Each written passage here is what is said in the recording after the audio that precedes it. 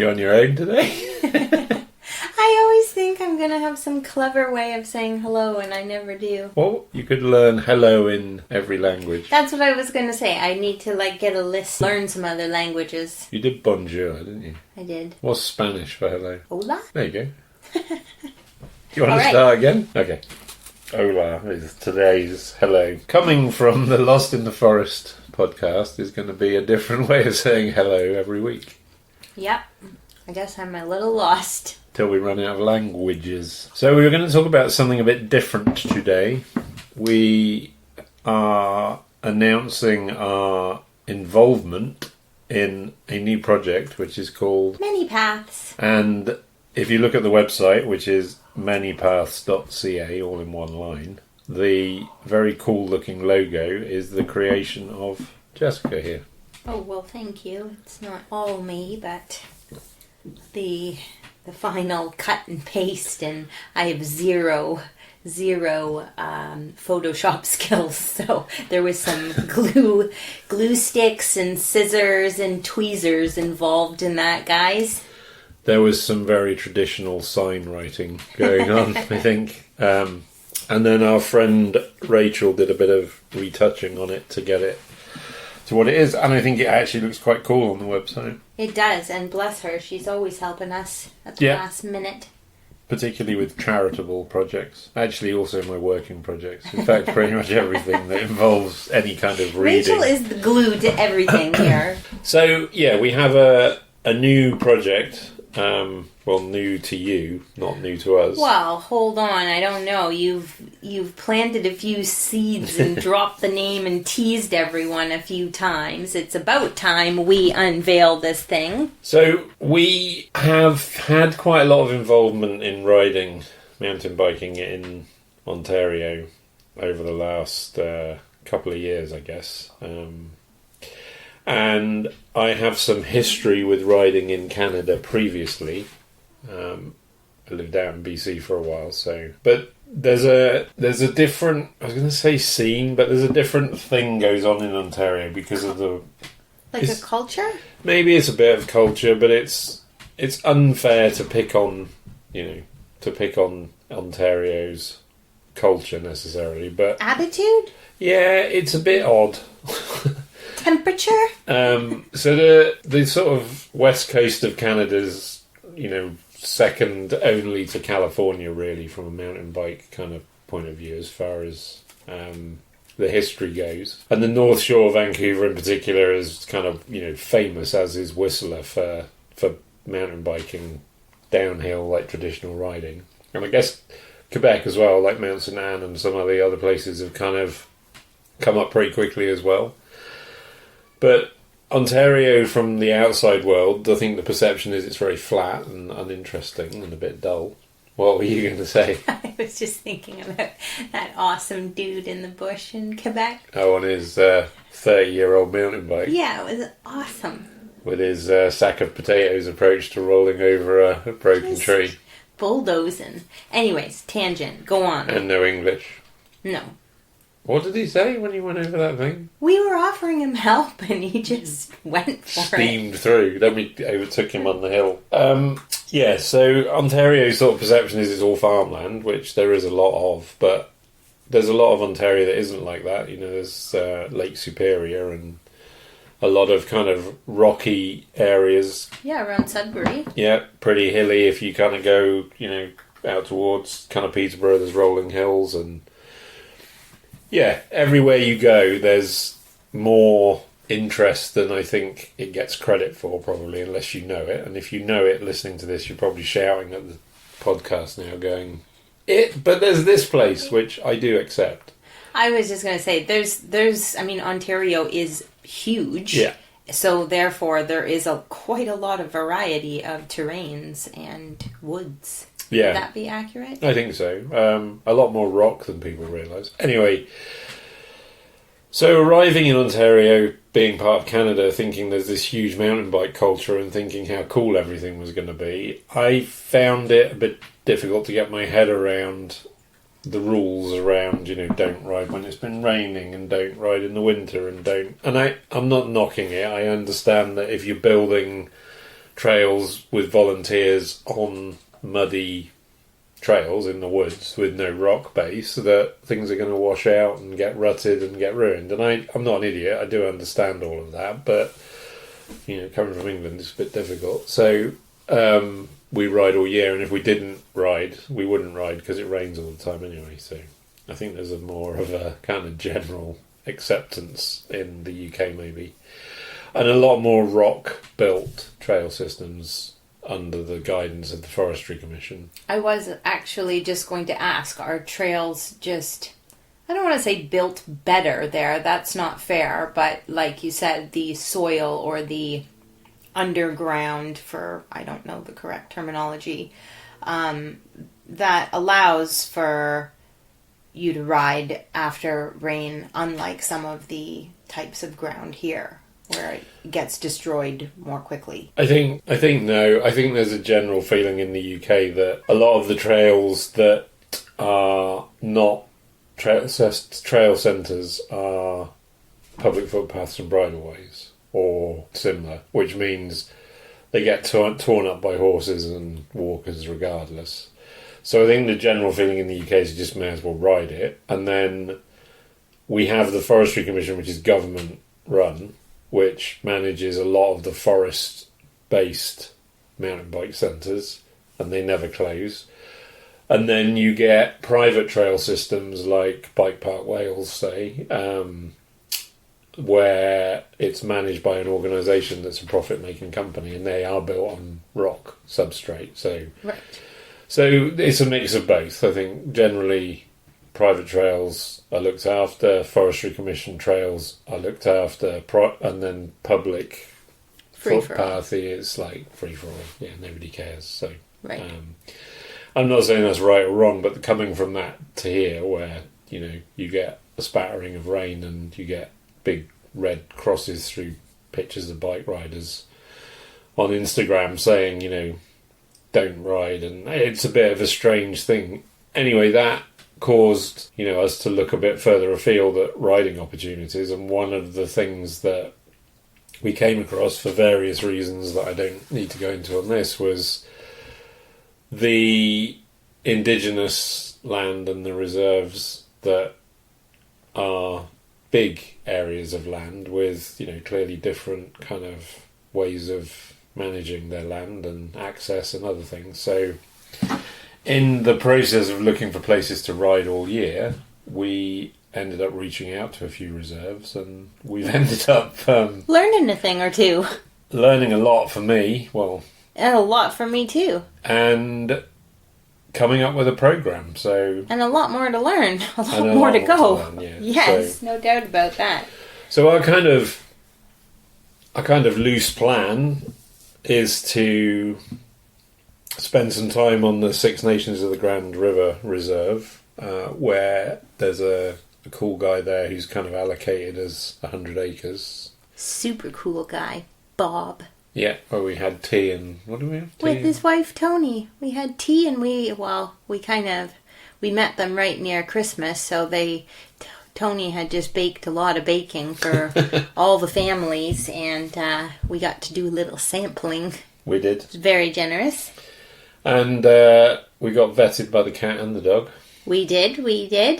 So there's a big chunk of land up there, and with the youth services team, we've kind of come up with a program where we're going to do a series of build and ride days. We're going to teach how to build mountain bike trails with a bit of guidance from IMBA. And we're going to get them to build whatever they want, really. And then we're going to get them to ride what they've built. And hopefully, in our absence, because we're only going to attend every now and again, once a month maybe, they're going to keep building while we're not there, and we'll go in and make it safe. And then we'll go in and ride it with them, and we're going to see, how much single track we can build and kind of where this goes. So see how many of them are actually getting lost in the woods. Yeah, that's right. And I guess I'm just going to talk to you about this, really. I'm obviously from England. was born... Sorry, I was going to say, well, who else is here that you're going to talk to? Sleeping. That's one of our cats. I'm obviously born in England, and I think if you're educated in England in the last kind of 40 years, you are brought up to be very clear about where you sit in the world based on the terrible deeds of the British Empire in history. And I think if you travelled a lot, you kind of pretty much wherever you go, like Australia, the Seychelles, like, anywhere in Africa, India, like almost any country you go, and even if you don't think we've had something to do with it, you'll suddenly discover that, like Menorca, I think I went and saw like these buildings that look like they're out of the middle of London. It's like, oh great, we were here as well, causing trouble. So I think, if you're English, you're educated and are aware enough to know how bad things have been and all the chaos we've created. But it's quite interesting, chatting to Jessica about it, that there's this kind of void in everybody's knowledge, certainly of a certain age in Canada, about, for example, the residential school system. Well, I mean, it's not interesting at all. Well, no, it's not actually. It's terrible. It's quite. And I just feel like I have such a lack of information and knowledge about it all. I mean, growing up in Canada in the early 90s for me, I feel like I had very limited education about the residential school systems. Yeah, and I don't think it's... I mean, I think there's other people that we've sort of got involved in this program, like bike mechanics and other people, and everybody's of a similar age, and I think everybody has a similar story that they don't know. They just have never been told. And we've been chatting to a couple of people in their 20s, like Celeste, for example, who clearly has been educated at school about the residential school system and some of the less pleasant history of the kind of colonial days which again comes back to the English rocking up here and causing trouble. Like, we're good at it. Yeah, swanning in, making a mess, going back and having statues built in their name, thinking they're brilliant. And the reason I brought this up was because I feel there's a bit of fear about maybe getting involved with a project like this that's kind of connected to even just, I would say, talking about it or asking questions about it, full stop. Never mind getting involved in something. Yeah. Like, if we really want to be honest or get back to that here, but we're talking about this project, so. Yeah, and I guess we, as I mentioned, we have put a lot of effort into building this website so that we can get people involved. Sponsors primarily is the main reason that this was put up, but actually we really want anybody and everybody to get involved. So the main sort of population that we are focusing on to start this pilot project on is going to be Indigenous youth, specifically coming out of corrections. And we'd like to also open it up to other youth on the reserve in hopes that they can form their own club or organization. But not to say that it will just be exclusively floor, but to start out, that's sort of the main focus. Yeah, I would agree. And I think as far as people getting involved,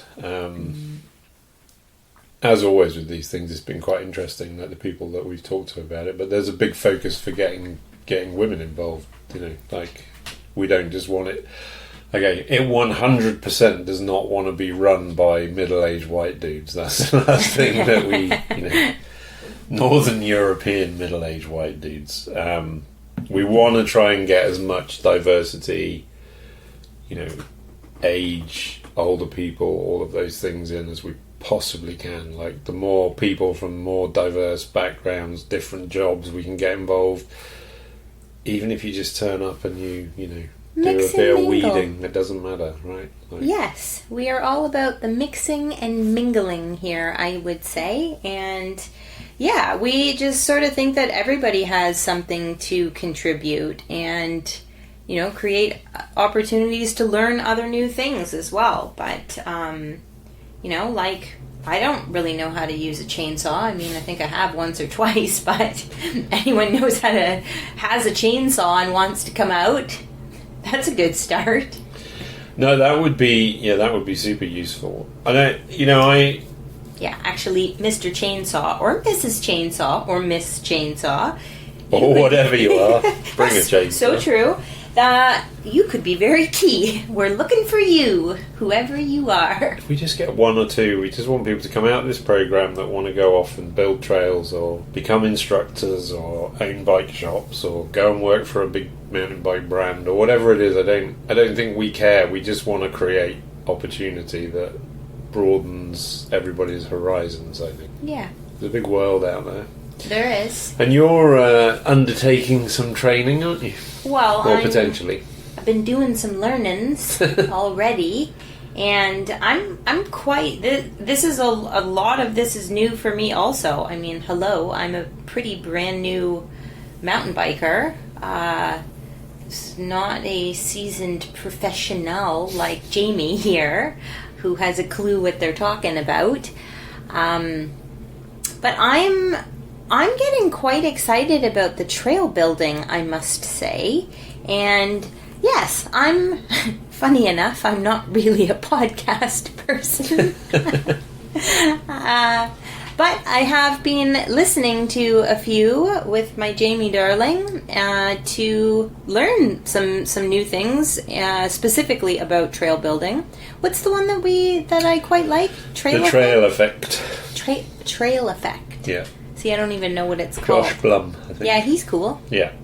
And lots of interesting people on there, but I've learned a ton of new things already, but I would say more importantly, less importantly, who knows?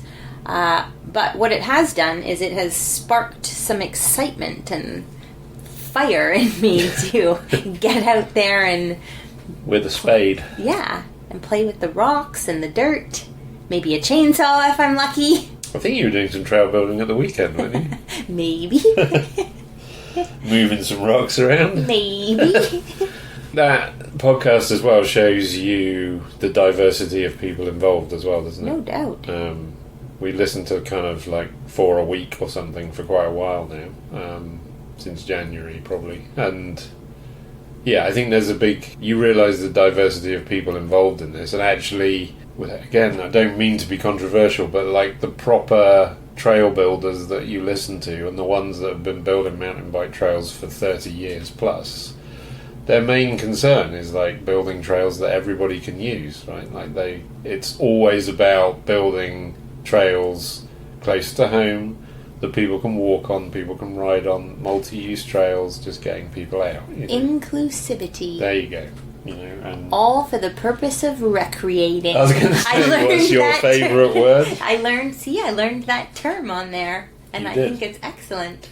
Recreate. I'm going to do me some recreating.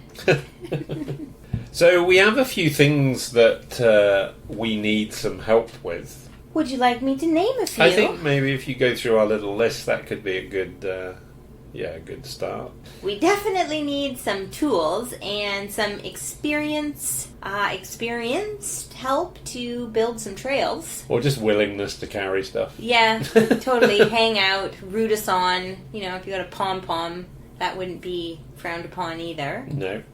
As I keep mentioning, a chainsaw operator, multiple. Or 2. Or 5. Actually, a digger driver. Well, Bob could be our man. You could host us for a visit to your local trails. Yeah, if you're listening to this and you think that guy doesn't know what he's talking about, Ontario's really friendly and you can ride our trails all year round and we've not got loads of crazy rules, then hit me up and we'll come out with, 10 kids and bring our bikes and see what you got to offer. 10 kids and 2 hooligans. Yeah, maybe 16 kids, actually. I think that's probably the number. So we're also looking for bikes, of course, spare parts.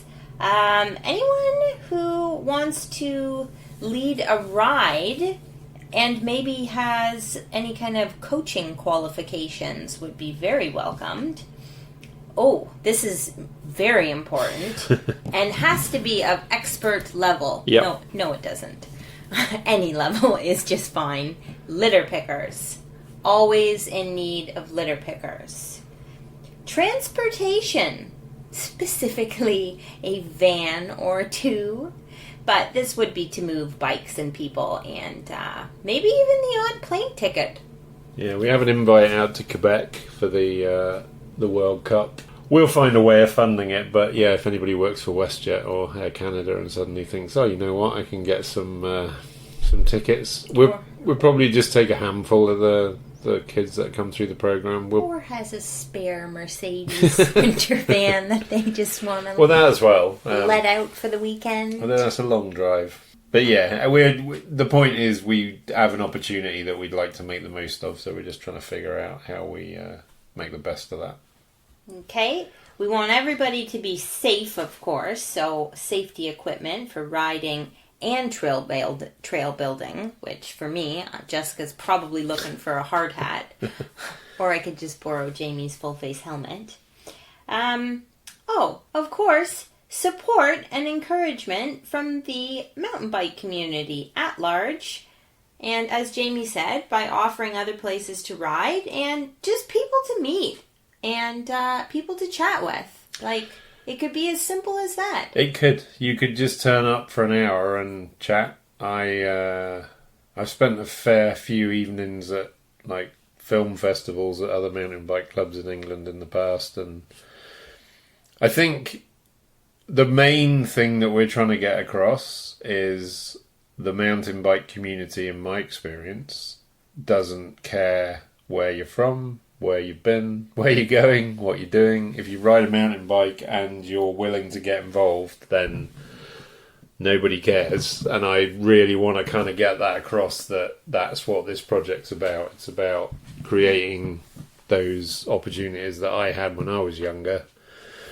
And all of my friends and everybody I know that's ridden has had as well, actually. And I'm just trying to kind of push the fact that the mountain bike community is super friendly and everyone's welcome. So prove me right, please, if you're listening to this.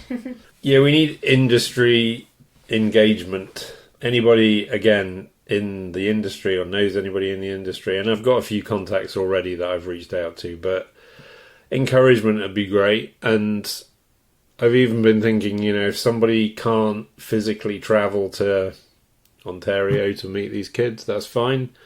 But we could set up a video evening or something, like a team. Night. Yeah, something. We can come up with something. If you think, I can spare half an hour,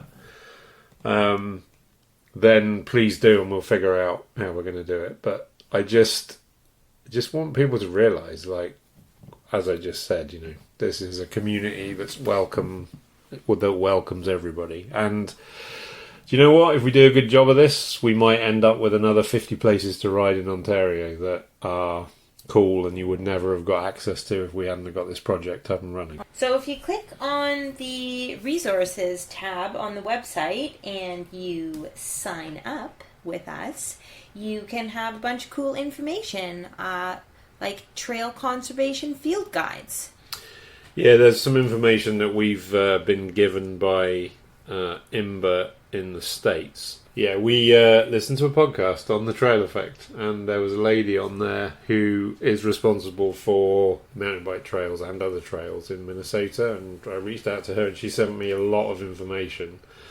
She was ever so kind. She was, and we've made that information available. This is IMBA Trail Solutions information, which, yeah, if you're going to build some trails, even if you build them in your garden, I mean, if you've got a big garden, it will be useful. But this serious business, the Trail Conservation Field Guide, if you're going to turn up and build some stuff with us, would be a great thing. Just the 2 pages, just to flick through and get an idea of what we're talking about.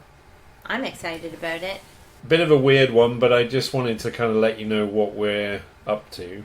Well, we've dangled the carrot enough times. We thought we better let everybody in on it and give a big invitation to come join us. On the website, there's the program dates. We have the first one on March the 16th and then April the 2nd. So March the 16th is a build-only one, and Not quite sure who's going to be at that one, but yeah, just let us know if you're up for coming out and raking some trails. As long as it's not snowing, as it's Ontario, who knows? So true. There is one other thing I was going to say as well, is that Jessica gets to share some of her foraging and wild cooking skills with this project as well. So I do hope that could be a part of it. you're pretty good at a campfire. I am. That my skills will be sufficient for setting some things on fire. Don't worry, Bob. No, about finding some wild edibles back there, or sharing some knowledge or information, or you never know, might even lead to another field trip somewhere else for a foray. Hopefully, yeah. Yeah. So anyway, there'll be more to come on this, and we'll cover it every now and then. We're not just going to talk about this and nothing else now, but it is going to keep coming up. So yeah. Thanks for listening if you got this far. Until next time. Get lost.